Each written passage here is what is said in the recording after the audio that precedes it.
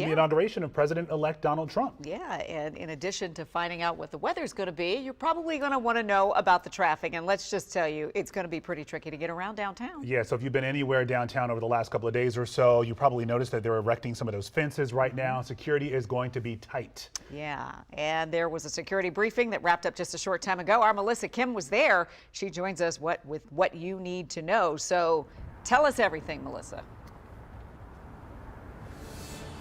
Yeah, guys, it was definitely a lot, a lot of information to take in. I want to start by showing you some of the fencing here behind me, those black grates that you see there behind me in front of the Capitol building.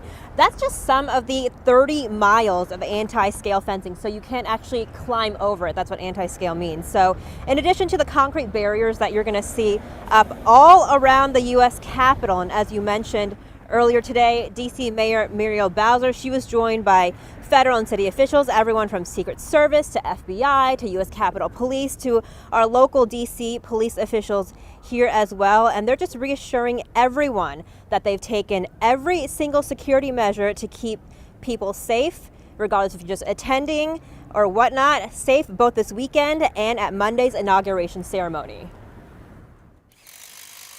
30 miles of fencing line the outside of the U.S. Capitol and surrounding area ahead of the 60th presidential inauguration on Monday, where President-elect Donald Trump will be among the 250,000 people attending the ceremony. U.S. Capitol Police Chief J. Thomas Major says the extra anti-scale fencing and concrete barriers are there for a purpose. We're hopeful that that'll keep any of the protests from getting too close to the Capitol.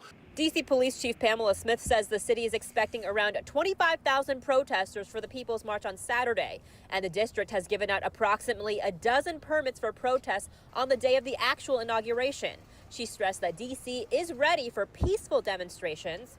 We want people to come and voice their opinion safely. We have our civil disturbance unit. Every team will be activated here across the city. And for the ones that are not so peaceful, too.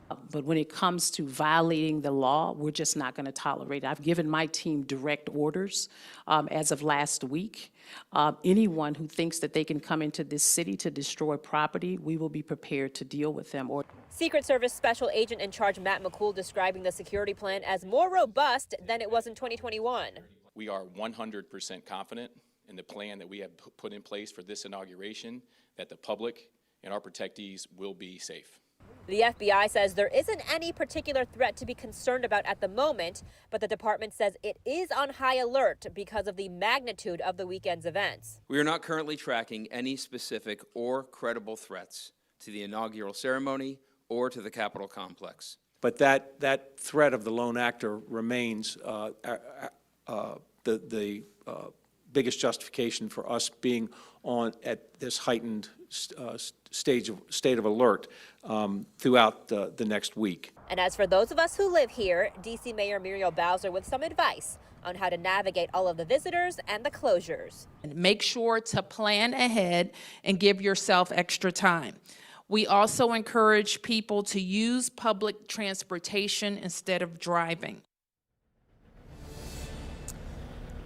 Now, Metro will start running at 4 o'clock in the morning on Monday, and there will be trains running more frequently as well. Now, we were handed this when we walked in the door today. This is about 10 pages of the road closures that will be happening all around the Metro area this weekend. So we've put a link to this on our website, WSA9.com, so you can very much plan ahead, and you'll definitely want to. Guys? Yeah, it's going to be a busy few days, so if you see something, say something as well. Melissa, thank you. And there will be a ton of road closures and changes on Metro for Inauguration Day.